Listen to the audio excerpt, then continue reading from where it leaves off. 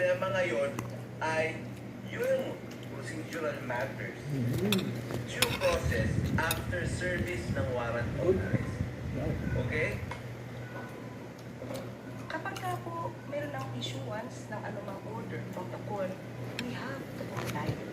Pero ang issue ko kasi dito, no, tulad ng sinabi ko rin sa inyo noon, in-explain ko ba yung exercise celebration is, this is a foreign order. Diba? If this is a foreign order, it should undergo authentication. Pinaliwanag ko yan sa inyo, di ba? Divorce decree. Tapos, nagkakaroon ba ng apostille kapag ikaw ay nag-execute ng special power of attorney sa ibang bansa? So, mga kapatid natin, sinabi ko rin sa inyo na i-research ko yan kung merong ganyang provision din dito sa Pilipinas. And as it turned out, ay dito sa Pilipinas, doon sa ICC, as it turned out, meron nga.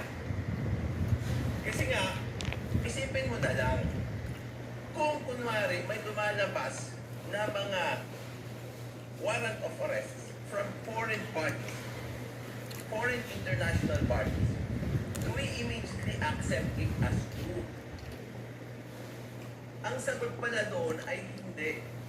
We can serve the warrant of arrest if it came from a legitimate source, but, okay, we still have procedures to undergo and we have to respect rights of the person who was also arrested.